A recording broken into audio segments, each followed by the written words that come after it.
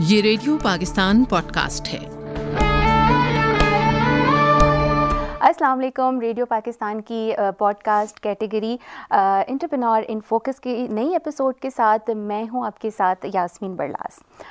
तो सामीन, आज का प्रोग्राम इस हवाले से भी स्पेशल है कि आज के प्रोग्राम में हमारे साथ एक नहीं दो नहीं बल्कि तीन ख़वातीन ऐसी मौजूद हैं जो कि बहुत ही अच्छा काम कर रही हैं। और एंटरप्रेन्योरशिप के हवाले से अगर हम बात करें और जब हम वुमेन एम्पावरमेंट की बात करते हैं तो कहते हैं कि जब कोई ख़ातून किसी काम के लिए ख्वाब देखती हैं तो वो सिर्फ ख्वाब नहीं देखती बल्कि उस पर काम करती हैं और उस पर अमल भी करती हैं।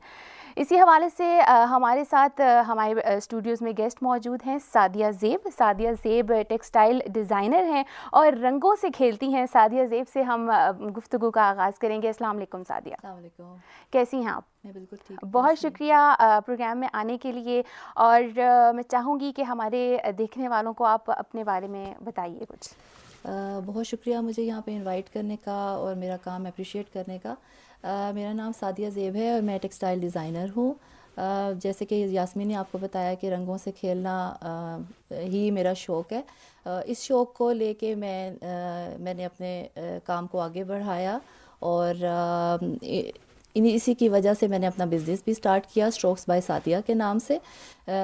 मुझे हमेशा से ही अच्छे कपड़े पहनने का शौक़ था।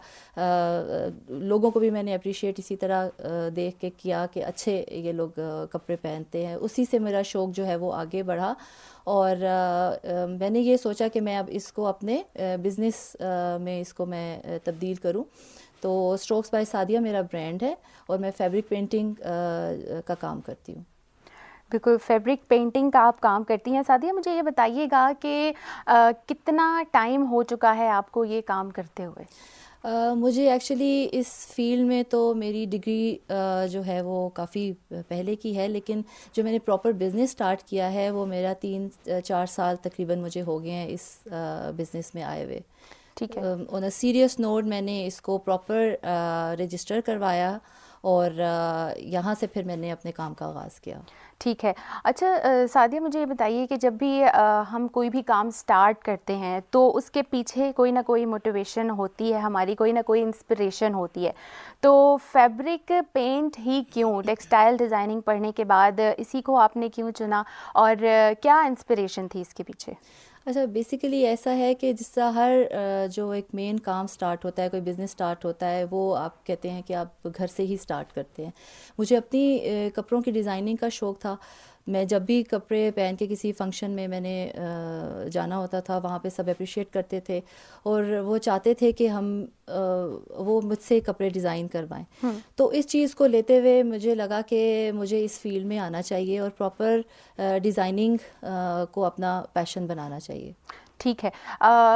आपने ये काम स्टार्ट कर लिया, इसका पैशन भी रहा आपको, लेकिन स्ट्रगलिंग पीरियड जो है वो हर एक की लाइफ में आता है। तो मैं ये आपसे ज़रूर जानना चाहूँगी और पूछना भी चाहूँगी कि सपोर्ट सबसे ज़्यादा ज़रूरी होती है घर वालों की। तो किस तरह से सब ने आपको सपोर्ट किया और क्या ऐसा भी टाइम देखा कि आपको कोई भी सपोर्ट नहीं थी आपके साथ और आपने अकेले जो है वो ये जंग लड़ी है, एक तरह से कह लें?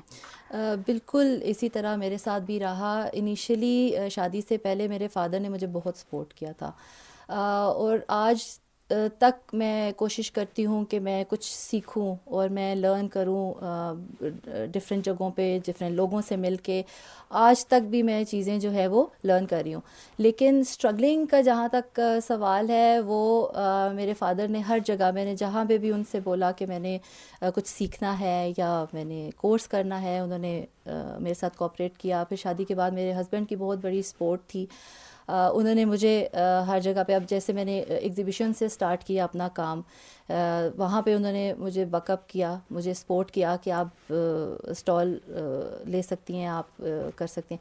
घर पे मुझे बहुत सपोर्ट रही घर वालों की कि उन्होंने मुझे लेट किया कि मैं अपनी मर्ज़ी से अपना काम कर सकूं। बस इसी तरह। ठीक हो गया। तो ये अगर हम बात करें तो आपके पीछे सपोर्ट रही है हमेशा, चाहे वो फादर की है, हस्बैंड की है। बात आपने एग्जीबिशन से आपने अपने काम का आगाज़ किया है और इसी तरह से आप अपने काम को लेके चल रही हैं, तो लोगों के रिस्पांस के बारे में मैं ज़रूर पूछना चाहूँगी कि कैसा रिस्पांस होता है लोगों का, कैसा फीडबैक होता है, काम को पसंद करते हैं और क्या फिर उस हवाले से हमें बताइए। लोग मेरा काम बहुत पसंद करते हैं और जो जेन्युइन लेने वाले होते हैं वो आज तक भी मेरे क्लाइंट्स हैं। जो कुछ एग्जीबिशन से मुझे अच्छे क्लाइंट्स मिले हैं वो रिपीटेडली मुझे ऑर्डर प्लेस कर रहे होते हैं और वो ज़रूर मेरे साथ अभी आज तक भी इंटैक्ट है। तो लोगों को काम मेरा डिफरेंट लगता है, यूनिकनेस है मेरे काम में। मैंने अब कुछ अपने काम में थोड़ी सी चेंजेस ये स्टार्ट की हैं कि फैब्रिक पेंटिंग के साथ मैंने कुछ एम्बेलिशमेंट्स और कुछ फेस्टिव कलेक्शन की तरफ मैं लेके आई हूँ, वेडिंग कलेक्शन की तरफ लेके आई हूँ अपने काम को। तो वो भी लोगों ने बहुत अप्रिशिएट किया है। उससे आगे मैंने अभी रिसेंटली अपनी प्रेट लाइन स्टार्ट की है, जो वो बहुत लोगों ने अप्रिशिएट की है, क्योंकि जब स्टार्ट मैंने किया था तो मैं स्कार्फ से स्टार्ट किया था, दुपट्टों से स्टार्ट किया था। तो जो मेरे क्लाइंट्स हैं वो हमेशा मुझे कहते थे कि अब इनके साथ आप हमें सूट भी डिज़ाइन करके दें। ठीक। तो उसको जहन में रखते हुए मैंने कहा कि मैं why not I start my pret line as well. तो मैंने वहाँ से फिर अब ये दोनों चीज़ें मैं साथ लेके चल रही हूँ, फॉर्मल भी, कैजुअल भी और सेमी कैजुअल भी। ठीक हो गया। सादिया, मैं ज़रूर आपसे चाहूँगी कि हमारे देखने वालों को बताइए जो फैब्रिक के कलर्स हैं तो उनके बारे में बताइए, और तमाम फैब्रिक्स पे क्या सेम कलर्स यूज़ होते हैं या हर फैब्रिक के लिहाज से कलर्स डिफरेंट होते हैं, और बताइए इसके बारे में कुछ। नहीं, हर फैब्रिक का डिफरेंट कलर्स हैं, डिफरेंट पेंट्स हैं। जिस तरह ये मेरे पास कुशन है, ये कॉटन बेस्ड इसका मटेरियल है, इस पे हम फैब्रिक कलर्स यूज़ करेंगे। ये है कुशन, ये कॉटन है और इस पे फैब्रिक कलर्स यूज़ हुए हैं। और ये मेरे पास ऑर्गेन्जा का दुपट्टा है, इस पे मैंने ओपेक कलर यूज़ किए हैं, पर्ल कलर यूज़ किए हैं। और जो सिल्क मटेरियल्स हैं उसके लिए हम सिल्क पेंट्स यूज़ करते हैं। ये मेरे पास पश्मीना के स्टोल्स हैं, इस पे भी मैंने सिल्क पेंट यूज़ किए हैं जो कि बहुत ड्यूरेबल हैं, बहुत खूबसूरत इस पे उनका इम्पैक्ट आता है। ये एक और स्टोल है जिसको मैंने पर्ल के साथ एम्बेलिशमेंट इसकी की है, और इस पे भी मैंने सिल्क पेंट्स यूज़ किए हैं। एक्चुअली बात यह है कि हम अपने काम को करते हुए सीखते हैं। मैंने बहुत वेरिएशन दी अपने काम में और उसके दौरान ही मैंने सीखा भी। बहुत से क्लाइंट्स मुझे ऐसे मिले जिन्होंने मुझे बहुत मुख्तलिफ काम करने का बोला। वैसे तो मैं हम अपने ही लाइन पे चल रहे होते हैं, एक ही तरह का काम कर रहे होते हैं, लेकिन आपको जब अच्छा क्लाइंट मिलता है तो आप उससे भी बहुत कुछ सीखते हैं। तो मैंने वहाँ से भी लर्निंग बहुत की है। जैसे कि मुझे अब मैं फैब्रिक पेंट कर रही थी और मैं दुपट्टे और ड्रेसेस डिज़ाइन कर रही थी। मुझे एक क्लाइंट ने कहा कि मुझे आप लैम्प शेड पेंट करके दे सकती हैं। तो मैंने कहा कि मैं बिल्कुल पेंट करके दे सकती हूँ, क्योंकि टेक्निक वही है, तरीका वही है। उन्होंने मुझे पैटर्न बताया, उन्होंने अपनी कलर स्कीम बताई इंटीरियर की, तो मैंने उनके लिए जो लैम्प शेड फिर डिज़ाइन किया वो ये था। तो अब इसके साथ फिर इसके बाद मुझे कुशन पेंट करने का आइडिया आया कि अगर मैं इंटीरियर की तरफ लैम्प शेड्स कर सकती हूँ तो व्हाई नॉट आई, ये ऑन करके मैं आपको दिखाती हूँ। वाह। तो मैं ये अगर लैम्प शेड पेंट कर सकती हूँ तो मैं इसके साथ कुशन भी पेंट कर सकती हूँ। तो एक चीज़ जो है वो आपको नेक्स्ट चीज़ के लिए ख़ुद लीड करती है कि आपने अगला क्या काम करना है। ठीक। तो मेरे साथ अभी तक जैसा मैंने आपको पहले कहा कि लर्निंग प्रोसेस मेरा चल रहा है, तो वो आज दिन तक मैं सीख रही हूँ। बिल्कुल ऐसा ही होता है कि सीखने और सिखाने का अमल तो सारी ज़िंदगी ही चलता रहता है। सादिया से मैं ज़रूर कहूँगी कि वो ख़वातीन जो इस वक्त आपको देख रही हैं, सुन रही हैं और वो भी कुछ करना चाहती हैं, और अगर इस फील्ड में या किसी भी ऐसी फील्ड में आना चाहती हैं और उनको एक होती है कि मोटिवेशन सपोर्ट चाहिए होती है, तो उन ख़वातीन के लिए आप क्या कहना चाहेंगी? ख़वातीन को जिनके पास हुनर है उनको ज़रूर आगे आना चाहिए। मुझे ऐसे लगता था कि शायद मैं कुछ भी नहीं कर सकूंगी, मुझे ऐसे लगता था कि शायद पता नहीं ये मेरा बिज़नेस कभी चलेगा। बहुत से अप्स एंड डाउन्स आए मेरे स्ट्रगलिंग फेज़ में भी, लेकिन आपकी स्पोर्ट के अलावा आपको ख़ुद से मोटिवेट होना बहुत ज़रूरी है। आप जब तक ये नहीं समझेंगे कि आप कर सकते हैं, आप आगे नहीं बढ़ सकेंगे। एक चीज़। दूसरी चीज़, आपने जो काम करना है उसमें आपकी नीयत बहुत साफ़ होनी चाहिए। मैं आज भी अगर मुझे कोई ऑर्डर देता है या कोई कस्टमाइजेशन के लिए कहता है, डिफरेंट डिज़ाइंस होते हैं, लोगों के भी डिज़ाइंस वो मुझे कॉपी करने को कहते हैं और दे वांट कि मैं ही उनको बना के दूं। मैं उनको बना के देती हूँ, लेकिन आज तक मैंने अपने पेज पे वो चीज़ें नहीं अपलोड की। मेरा ओरिजिनल काम है जो मैं अपने पेज पे अपलोड करती हूँ। आपकी नीयत साफ़ होनी चाहिए, आपको मोटिवेटेड रहना चाहिए। अगर आप कर सकती हैं तो ये आपको 100% श्योर होना चाहिए कि आप आगे बढ़ेंगी। बिल्कुल, बहुत अच्छी बात सादिया ने की है कि अपने ऊपर कॉन्फिडेंस होना बहुत ज़्यादा ज़रूरी है। और सादिया का काम जैसे कि हमने देखा बहुत ही खूबसूरत है। सादिया, आपका बहुत बहुत शुक्रिया कि आपने हमें टाइम दिया और इतना अच्छा काम करने के लिए और लोगों को दिखाने के लिए स्पेशली बहुत शुक्रिया। आपका बहुत शुक्रिया कि आपने मुझे यहाँ पे इनवाइट किया। हमने प्रोग्राम के स्टार्टिंग में आपको बताया कि आज आपकी मुलाकात हम ऐसी ख़वातीन से करवा रहे हैं जो कि घर में रहते हुए बहुत अच्छा काम कर रही हैं, अपना बिज़नेस चला रही हैं और उसको बहुत अच्छे से अपने साथ अपने तमाम बाकी कामों के साथ लेके चल रही हैं। और इसी सिलसिले में हमारी अगली मेहमान निदा मुग़ल हमारे साथ मौजूद हैं। और निदा मुग़ल का छोटा सा अगर मैं आपसे तारुफ़ करवाऊँ तो डिकोपाज इनकी स्पेशलिटी है। डिकोपाज काम करती हैं ये, और इसके अलावा रिबन वर्क करती हैं, 3D फ्लावर्स बनाती हैं और मुख्तलिफ बहुत सारी चीज़ें बनाती हैं। इनके काम के हवाले से इन्हीं से हम जो है वो पूछेंगे। अस्सलाम वालेकुम निदा। अस्सलाम वालेकुम। Thank you so much for coming. Nida, आप अपने काम के बारे में आपसे मेरा जो पहला सवाल होगा, डिकोपाज। सबसे पहले तो हमारे देखने वाले और सुनने वाले नाजरीन और सामईन जो हैं उनको ये बताइए कि डिकोपाज क्या है।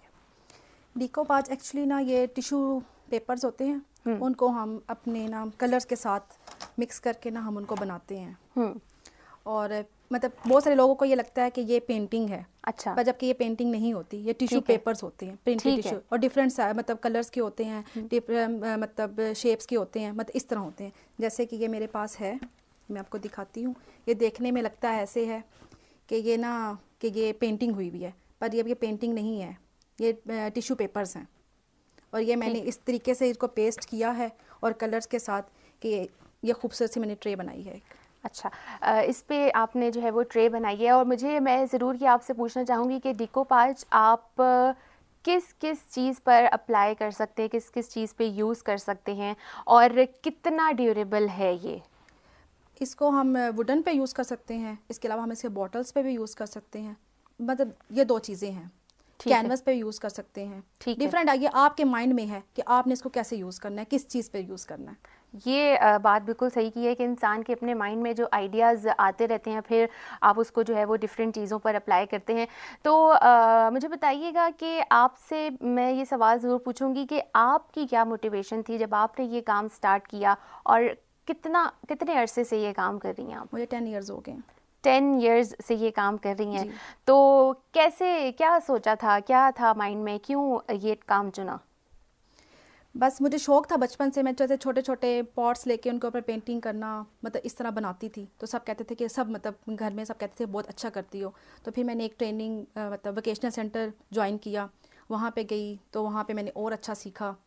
और फिर मेरा सबसे अच्छी मेरी मतलब ना ये रिबन वर्क है मेरा, ये मैं आपको दिखाती हूँ। पहले मैं सिर्फ ना शर्ट्स और ना मतलब ना बेडशीट्स पे काम करती थी। फिर सब ने कहा कि भाई थोड़ा चेंज लाओ, फ्रेंड्स ने कहा थोड़ा चेंज लाओ, मतलब क्लाइंट्स ने भी कहा चेंज लाओ। तो फिर मैंने ना ये जैसे मैंने ये कैनवस पे काम किया, 3D फ्लावर्स बनाए, हेयर एक्सेसरीज़ बनाई और मतलब डिफरेंट चीज़ें बनाई। तो मतलब बहुत अच्छा लगता है जब सब बहुत खुश होते हैं जब मैं कोई नई चीज़ आके लेकर आती हूँ। जैसे मैंने ये क्लॉक बनाई तो किसी को भी यकीन नहीं आता कि ये वॉल हैंगिंग भी है और ये क्लॉक भी है। अच्छा, मुझे ये बताइएगा कि रिबन वर्क की आप बात कर रही हैं, तो इसमें अगर आपने एक ये कैनवस बनाना है तो कितना टाइम आपको चाहिए ये एक कैनवस प्रिपेयर करने में, या अगर हम बात करें एक रिबन फ्लावर बनाने में कितना टाइम चाहिए? अब जैसे मेरी तो बहुत ज़्यादा प्रैक्टिस हो गई है, तो मेरी तो मतलब 10 मिनट्स लगते हैं मुझे एक फ्लावर बनाने में। तो अगर कोई सीखने वाला है तो उसके लिए थोड़ा टाइम लगता है। और ये जो मैंने है ये मैंने 2 डेज़ में रेडी की थी। अच्छा, 2 डेज़ में आपने ये रेडी हो जाती है। तो आप मुझे ये ऑब्वियसली ये चीज़ें ऐसी हैं जो होम डेकोर के लिए काम आती हैं, किचन में ये आपने ट्रे बनाई है तो किचन में काम आती हैं। तो कैसा रिस्पांस आपको लोगों का मिलता है? क्या ख़वातीन का स्पेशली मैं पूछना चाहूँगी? बहुत अच्छा और बहुत प्यार मिलता है, और जब प्यार मिलता है ना तो फिर तो बहुत ही खुशी होती है, फिर दिल चाहता है कि और मज़ीद काम अच्छे से अच्छा करें। बहुत अच्छा लगता है, बहुत अच्छा लगता है। अच्छा, बात हम कर रहे हैं इस काम को, और जैसे कि हम देखते हैं कि सोशल मीडिया का दौर है, और जब सोशल मीडिया होता है तो आप अपनी चीज़ों को, आपका जो भी बिज़नेस है वहाँ पे आप उसको और ज़्यादा लोगों के सामने लेकर आ सकते हैं, उनको दिखा सकते हैं। तो कुछ मुझे इस हवाले से बताइए कि सोशल मीडिया ने आपको कितना हेल्प आउट किया है अपने बिज़नेस को लेकर चलने में? सोशल मीडिया ने तो बहुत हेल्प आउट किया है। मैं एक पिक्चर अगर लगाती हूँ ना, क्योंकि मेरी कोशिश ये होती है कि कम टाइम में चीज़ बनाऊँ पर अच्छी चीज़ बनाऊँ, और जब मैं लगाती हूँ ना तो फिर बहुत खुशी होती है, जब सब बहुत अच्छा अप्रिशिएट, फ्रेंड्स करते हैं, क्लाइंट्स करते हैं, आपके फैमिली मेम्बर्स करते हैं, तो फिर तो बहुत अच्छा लगता है, बहुत अच्छा लगता है। अच्छा, हम अप्रिसिएशन की बात कर रहे हैं, मोटिवेशन की बात कर रहे हैं, जहाँ पे बहुत सारे लोग मौजूद होते हैं हमें मोटिवेट करने के लिए, वहाँ पर ही बहुत सारे लोग ऐसे भी होते हैं जो हमें डीमोटिवेट कर रहे होते हैं। तो कभी आपकी ज़िंदगी में ऐसा वक्त आया, ऐसा टाइम आया कि आपको लगा हो कि करते हैं, बहुत सारे लोग करते हैं पर मैं सुनती नहीं हूँ। नहीं सुनती हैं आप, ये बहुत अच्छी हाँ, बात ये है, मैं सुनती नहीं चाहिए। हाँ, मुझे पता है कि हाँ, मतलब आपकी लाइफ में आते हैं बहुत सारे लोग होते हैं जो कहते हैं भाई, देख के कहते हैं, पर आपको जब लग रहा होता है ना कि आप अब काम सही कर रहे हैं तो फिर हम लोगों की परवाह नहीं करते, लोगों की परवाह नहीं करते। और ये वही वाली बात जो मैंने स्टार्टिंग में कही थी कि जब कोई खातून ख्वाब देखती हैं तो वो सिर्फ ख्वाब नहीं देखती है बल्कि उस पर अमल भी करती है। और इर्द गिर्द मौजूद लोग जो होते हैं वो बातें तो बहुत ज़्यादा करते हैं लेकिन उनकी बातों पर इतना गौर नहीं करना चाहिए, ये निदा ने हमें बताया है। अच्छा निदा, घर में ख़वातीन जो मौजूद हैं और हमारी स्पेशली जो ख़वातीन हमें इस वक्त देख रही हैं और सुन भी रही हैं, और देहात की अगर हम बात करें और देहात की बात करते हैं तो वहाँ की ख़वातीन हमें पता है कि बहुत ज़्यादा हुनरमंद हैं, बहुत ज़्यादा अच्छी तरीके से सारे काम वो लेके चलती हैं। तो लेकिन उनके पास कोई ऐसा प्लेटफॉर्म नहीं है जैसे कि हम सोशल मीडिया को यूज़ कर रहे हैं, हम और बहुत सारे हमें मौके मिल जाते हैं।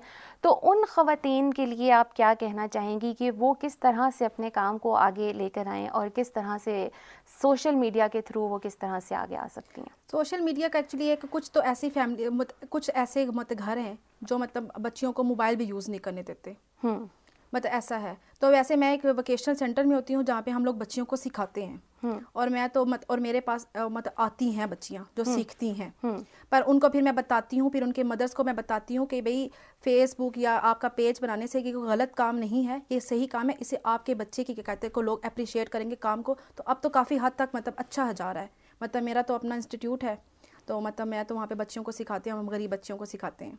यानी कि आप, अगर मैं ये कहूँ कि आप इस चीज़ से मुतमईन हैं कि ख़वातीन आप की बात सुनती भी हैं और समझती भी हैं। हाँ, समझती हैं। ये बहुत अच्छी बात है कि अगर आपने कोई काम स्टार्ट किया है और आपका जो उस काम के पीछे मकसद है वो मकसद पूरा हो जाए। जी। तो कोई आखिर में मैसेज हमारे सामीन के लिए और नाज़रीन मैं तो कहती हूँ कि लेडीज़ को आना चाहिए, अपना काम आगे लेकर आना चाहिए, मतलब परवाह नहीं करनी चाहिए। अगर आप में टैलेंट है, अगर आप में कॉन्फिडेंस है तो आप आगे ज़रूर आएँ। आप में कॉन्फिडेंस है तो आगे ज़रूर आइए और अपने काम को, अपने हुनर को ज़ाया मत होने दीजिए। निदा, बहुत बहुत शुक्रिया, आपने हमें टाइम दिया, वक्त दिया और अपना इतना खूबसूरत काम लेकर आई हैं हमें और हमें दिखाया आपने। Thank you. और आज का प्रोग्राम बहुत अच्छा और बहुत यूनिक इसलिए है क्योंकि हमारे साथ इतनी अच्छी ख़वातीन मौजूद हैं जिनका इतना बेहतरीन काम हम आपके साथ शेयर कर रहे हैं। और इसी सिलसिले में मेरे साथ इस वक्त मौजूद हैं आयशा इश्तियाक जो कि क्राफ्टर हैं। और आयशा की ख़ास बात और बहुत अच्छी बात जो मुझे ये लगी कि स्टूडेंट है आयशा और अपनी पढ़ाई के साथ साथ इन्होंने ये क्राफ्ट का काम स्टार्ट किया है, नेल थ्रेड आर्ट करती हैं और बहुत यूनिक और बहुत खूबसूरत काम है। आयशा से हम जो है वो इनके काम के हवाले से बात करेंगे। अस्सलाम वालेकुम आयशा, कैसी हैं आप? अल्हम्दुलिल्लाह। Thank you so much for coming, आपका टाइम देने का बहुत शुक्रिया। आयशा, सबसे पहले तो आप अपने बारे में बताइए कुछ हमारे देखने वालों को। मैं स्टूडेंट हूँ, साइकोलॉजी की स्टूडेंट, और आर्ट जो है वो मेरा साइड बेस पैशन कह लें। और ऑलमोस्ट 1 ईयर हुए ये मैंने नेल थ्रेड आर्ट से ही अपना स्टार्ट लिया था। अच्छा। इंस्टाग्राम पे मेरा पेज है और वहाँ पर ही मैं अपना आर्ट सारा सेल कर रही हूँ। नेल थ्रेड के साथ साथ paintings, khussa painting, shoes painting, वो सब साइड है, पर मेन फोकस नेल थ्रेड पे है। मेन फोकस नेल थ्रेड पे है। और अभी हम नाज़रीन को दिखाएंगे भी आपका काम, लेकिन अगर इस काम के साथ साथ मैं बात करूं, आप स्टूडेंट भी हैं, पढ़ भी रही हैं, और मुझे बताइए कि किस तरह से पढ़ाई के साथ इन सब चीज़ों को लेके चलती हैं, कैसे मैनेज करती हैं? साइकोलॉजी सब्जेक्ट बेसिकली मेरा इतना इंटरेस्ट नहीं है उसमें, और इसलिए ज़्यादा शौक़ इसके, तो जिस चीज़ का शौक़ हो उसके लिए टाइम निकल आते हैं। ठीक हो गया, जिस चीज़ का शौक़ हो, ये भी बहुत अच्छी बात आयशा ने की है कि शौक़ है तो टाइम जो है वो निकल आएगा। तो कुछ मैं चाहूँगी आयशा कि पहले तो मैं ये चाहूँगी कि आप अपना कुछ काम हमें दिखाइए और बताइए कि ये क्या बनाया है आपने, और इसके पीछे इंस्पिरेशन क्या थी, आइडियाज़ कैसे आए, ये सब कुछ हमें बताएं आप। ये नेल थ्रेड आर्ट से गिटार है, और टाइम कंज्यूमिंग है काफ़ी ज़्यादा। सबसे पहले आपको स्केच करना पड़ता है, ड्रॉ करना पड़ता है, उसके बाद नेल्स लगाना और फिर थ्रेडिंग करना, तो इसमें काफ़ी ज़्यादा टाइम लगता है, पर चीज़ अच्छी बन जाती है, डेकोरेशन आप लोगों की अच्छी तैयार हो जाती है। इसी तरह से ये स्नूपी डॉग, मतलब जो ट्रेंड चल रहा हो, जिस तरह बच्चों को पसंद हो चीज़ें अपने रूम्स के डेकोर के लिए, उस टाइप से। और काफ़ी लोग जो है कस्टमाइज़ करवाना पसंद करते हैं अपने नेम्स। अब ये जो है निगी डेकोरेशन के लिए काफ़ी यूज़ करते हैं। और ये एक बास्केटबॉल, ये कुछ सैम्पल्स हैं नेल थ्रेड के। और इसी तरह भी ये हुप्स जो है ये मैंने अभी अभी स्टार्ट किए हैं। अच्छा, एम्ब्रॉयडरी हुप्स, ये वॉल हैंगिंग है सारी, और इनको आप वन लाइन आर्ट भी कह सकते हैं। वन लाइन आर्ट है पर ये एम्ब्रॉयडरी हुई हुई है हुप्स के ऊपर। ठीक है। अच्छा आयशा, आपसे एक मैं सवाल ये ज़रूर करना चाहूँगी कि नेल थ्रेड आर्ट, इसको अगर हम उर्दू में ट्रांसलेट करें तो इसको क्या कहेंगे हम उर्दू में? कील और धागे। कील और धागे का काम, और कील और धागे से ये काम होता है, और वुड पे होता है, लकड़ी पे ये काम होता है। तो मुझे ये बताइए कि इसके लिए कोई स्पेशल लकड़ी होती है जो यूज़ की जाती है, या कोई भी इसमें आप लकड़ी यूज़ कर सकते हैं? इसमें चीप किस्म की लकड़ी यूज़ होगी, और वो प्लाई की वुड होती है। अच्छा। जो आपको थोड़ी एक्सपेंसिव नहीं पड़ती, सस्ती होती है वो आपके अच्छा। लिए। तो जैसे कि अब इतना एक्सपेंसिव पीस ऑफ आर्ट तो कोई लेगा भी नहीं। अगर आपने अपना भी रेंज मुनासिब रखनी है और आप चाहते हो अगला आपसे ख़रीदे भी, तो वो आपकी जो प्राइस रीज़नेबल होगी तभी वो आपसे ले सकेंगे। तो नेल थ्रेड आर्ट में वुड जो है मोस्टली प्लाई की ही यूज़ होती है। एक तो थोड़ी सी सॉफ्ट होती है, आपके कील आसानी से लग जाते हैं इसमें, और इतनी एक्सपेंसिव भी नहीं होती। एक्सपेंसिव नहीं होती। लेकिन आयशा, एक और सवाल जो मैं आपसे ज़रूर करना चाहूँगी कि आप स्टूडेंट हो और आप अपनी स्टडीज़ के साथ ये काम लेके चल रही हैं, तो अभी तो माशाल्लाह से आपको ऑर्डर्स भी मिलते हैं और आपका काम अच्छा चल रहा है, लेकिन जब आपने स्टार्ट किया था तो तब आप ये सारे किस तरह से ये सब कुछ मैनेज करती थी? अगर एक्सपेंस के हवाले से मैं बात करूँ तो मैं ट्यूशन्स भी साथ साथ पढ़ाती हूँ, और मेरी कोशिश होती है कि इस काम के लिए मैं अपनी मदर से एक्सपेंस ना निकलवाऊँ, वो मैं अपने काम के लिए अपने ही पैसों को यूज़ करूँ। तो जैसे वो ट्यूशन की फ़ी आती है वो मैं अपनी सारी इन कामों में लगा देती हूँ कि मैं अपनी सारी इकट्ठे एक ही मंथ में सारा कुछ ले आती हूँ, और फिर साथ साथ कंटिन्यू होता जाता है सारा कुछ।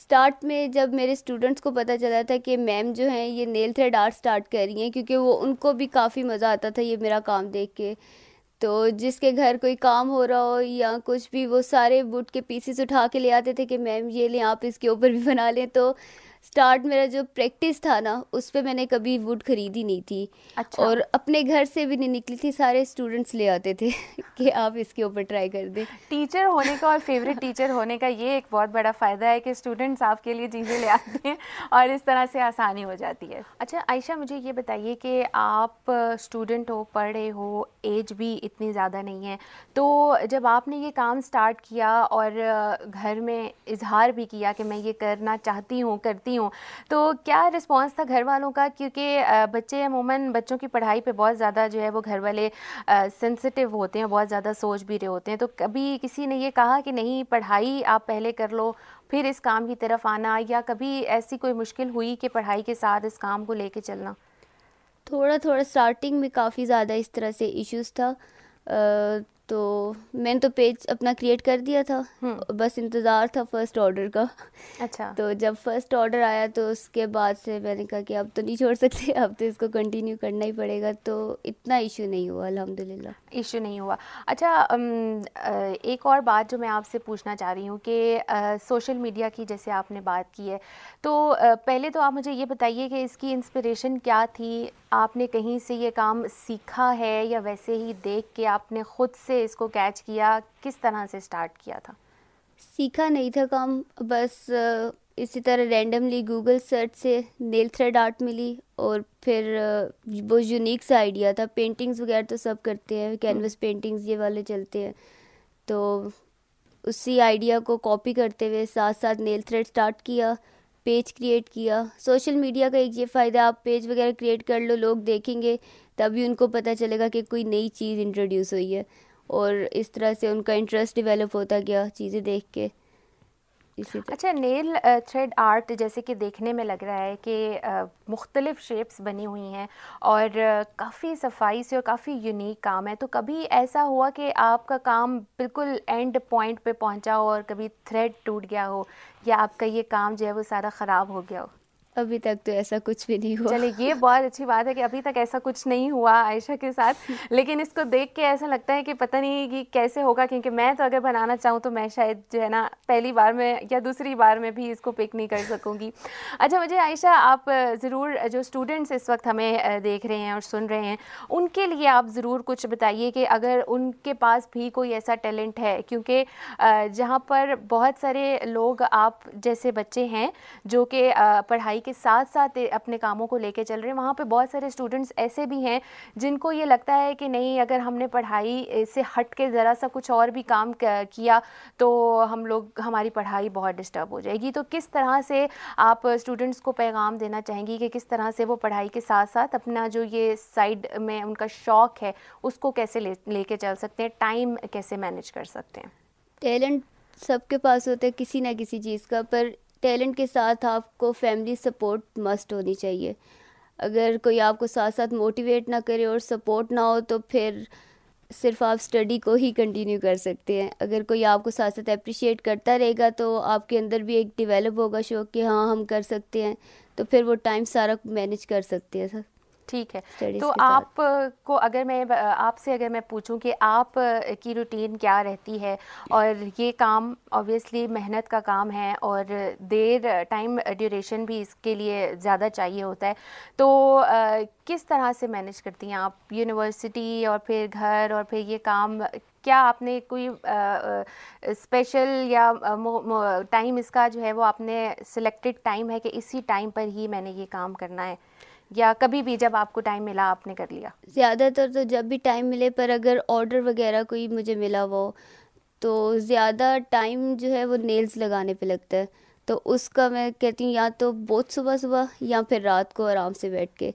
नेल्स एक बार लग जाएं तो वो थ्रेड तो आपको जैसे जैसे टाइम मिलता है आप उसको कर सकते हैं। अच्छा, नेल्स की आपने बात की है, तो ये जो भी आपने शेप क्रिएट करनी होती है वो तमाम नेल्स आप एक साथ पहले लगाकर उसके बाद थ्रेड वर्क करती हैं या साथ साथ आपको करना नहीं, पड़ता है? सबसे पहले आप ड्रॉ करेंगे इमेज पेपर पे, उस पेपर को आप वुड पे रख के उसके हिसाब से नेल्स जितना आपने गैप देना है नेल्स लगा के फिर आप पेपर निकाल लेते हैं बीच में से। जब सारे नेल्स लग जाएंगे उसके बाद आप थ्रेडिंग करेंगे। ठीक हो गया, यानी कि काफ़ी मेहनत तलब काम है और बहुत अच्छा और बहुत शौक़ से आयशा कर रही हैं। आयशा, आखिर में कोई पैगाम देना चाहेंगी स्टूडेंट्स के लिए? ये कि वो अगर उनके पास टैलेंट वगैरह है तो उसको वेस्ट ना करें, कि ये सोचना थोड़ा बेकार ही होगा कि स्टडी ख़त्म हो जाएगी तो हम फिर कुछ कर लेंगे, फिर आप वही करोगे जो आपने पढ़ा है, आप फिर और कुछ नहीं कर सकते। ठीक हो गया। तो नाज़रीन, ये था हमारा आज का प्रोग्राम एंटरप्रेन्योर इन फोकस, और उम्मीद है कि आपको आज की एपिसोड अच्छी लगी होगी। और ख़वातीन के हवाले से बात थी और एंटरप्रेन्योरशिप के हवाले से बात थी, वुमेन एम्पावरमेंट की बात थी। तो हमने देखा और आपके सामने 3 मिसालें ऐसी आईं जो अपने घर के साथ, अपनी स्टडीज़ के साथ, अपने तमाम जो बाकी काम हैं उनके साथ अपने बिज़नेस को लेके चल रही हैं और बहुत बेहतरीन तरीके से लेके चल रही हैं। और आप तमाम ख़वातीन जो इस वक्त मुझे देख रही हैं और सुन रही हैं, उनके लिए भी एक ये बहुत बड़ी मोटिवेशन होगी कि आपका टैलेंट अगर अभी तक छुपा हुआ है तो आपने अब उसको जो है वो निकाल कर बाहर लेकर आना है और दुनिया को दिखाना है। इसी के साथ मुझे इजाज़त दीजिए, अल्लाह हाफ़िज़। ये रेडियो पाकिस्तान पॉडकास्ट है।